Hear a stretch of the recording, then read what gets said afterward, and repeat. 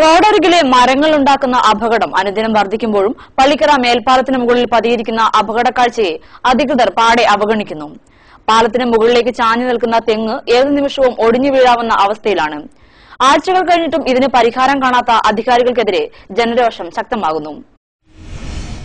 മേൽപ്പാലത്തിന് മുകളിൽ പതിയിരിക്കുന്ന ഈ അപകടം കാണാത്തവരല്ല അധികൃതരാരും. ഇത് പരിഹരിക്കാൻ ഉത്തരവാദപ്പെട്ടവരെല്ലാം ദിവസവും ഇതുവഴി കടന്നുപോകുന്നുമുണ്ട്. പക്ഷേ അവരെല്ലാം ഈ കാഴ്ചയെ പാടെ അവഗണിക്കുകയാണ്.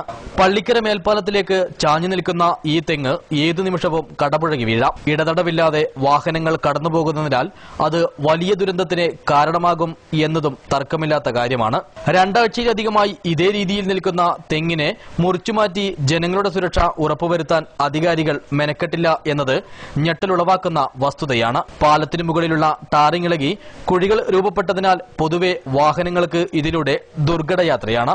ഭയപ്പാടോടെയാണ് തെങ്ങ് കാത്തുവയ്ക്കുന്ന അപകടം ഡ്രൈവർമാർ ഓരോ തവണയും മറികടക്കുന്നത്. ചെറിയ കാറ്റിൽ പോലും ആടിയുലയുന്ന തെങ്ങ് സമീപവാസികളുടെയും കച്ചവടക്കാരുടെയും ഉറക്കം കെടുത്തുകയാണ്.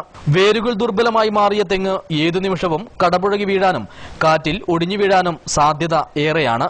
15 ദിവസത്തിലധികം കഴിഞ്ഞിട്ടും അധികാരികൾ പരിഹാര നടപടികൾ കൈക്കൊള്ളാൻ തയ്യാറാകാത്തത് നിരാശാജനകമെന്ന് നാട്ടുകാർ ഒന്നടങ്കം പറയുന്നു. അപകടം സംഭവിച്ചതിന് ശേഷം മുറവിളികളുമായി ഓടി നടക്കുന്ന അധികാരികളുടെ പതിവ് രീതിയാണ് ഇവിടെയും സംഭവിക്കാൻ പോകുന്നതെന്നും നാട്ടുകാർ കുറ്റപ്പെടുത്തുന്നു. 15 ദിവസമായി ഇപ്പൊ ഇതിങ്ങനെ സംഭവിച്ചിട്ട് ഈ മരം ഈ പാലത്തിന്റെ മുകളിലേക്ക് ഈ തെങ്ങ് ചാഞ്ഞിട്ട് 15 ദിവസത്തിലും അധികമായി. ഇതിപ്പോ അധികാരികൾ ആരും ഇന്ന് വരെ തിരിഞ്ഞു നോക്കാൻ വന്നിട്ടില്ല. ഇന്നലെ കോതമംഗലത്ത് സ്കൂള് ബസ്സിന് മുകളിൽ മരം വീണിട്ട് 5 കുട്ടികൾ മരിക്കാനിടയായ സംഭവം ഉണ്ടായി.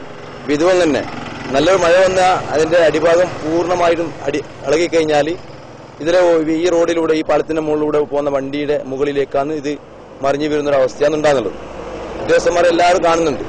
ഈ റൂട്ടിലൂടെ നിത്യേന KSTPയുമായി റോഡുമായി ബന്ധപ്പെട്ട ഉദ്യോഗസ്ഥന്മാരും RBDCയുടെ ഉദ്യോഗസ്ഥന്മാരും ആൾക്കാരൊക്കെ നിത്യേന പോകുമ്പോൾ ഈ ഒരു കാഴ്ച കാണുന്നുണ്ട്. റെയിൽവേയുടെ അധികാരികൾക്കും ഈ വിഷയം അറിയാം, പഞ്ചായത്തിന്റെ അധികാരികൾക്കും അറിയാം. ആരും ഈ വിഷയത്തിൽ ഇന്ന് വരെ തിരിഞ്ഞു നോക്കാനോ വന്നിട്ടില്ല. ഒരു വിഷയത്തിലായാലും അപകടം നടന്നതിന് ശേഷമാണ് ബന്ധപ്പെട്ട ഉദ്യോഗസ്ഥരും ഗവൺമെന്റും അതിനുമേലെ അവിടെ ഓടിയെത്തുകയും വേണ്ട സംവിധാനം ചെയ്യുകയും ചെയ്യുന്നു. ഇവിടെയും ഈ അപകടം നടന്നതിന് ശേഷമേ ആൾക്കാർ എത്തും, അതിന്റെ ബന്ധപ്പെട്ട ആളുകൾ എത്തും എന്നാണ് ഈ വിഷയത്തിലും നമ്മൾ കരുതുന്നു. കഴിഞ്ഞ ദിവസം കോതമംഗലത്ത് സ്കൂൾ ബസ്സിന് മുകളിലേക്ക് മരം വീണുണ്ടായ അപകട വാർത്തയെ അറിഞ്ഞതോടെ രക്ഷിതാക്കളുടെയും നാട്ടുകാരുടെയും ഭയം വർദ്ധിക്കുകയാണ്. പ്രധാന പാതയിലെ അപകടത്തെ പോലും അവഗണിക്കുന്ന അധികാരികളുടെ സമീപനത്തിനെതിരെ ജനരോഷം ശക്തമാകുന്നുണ്ട്. News bureau, Uduma.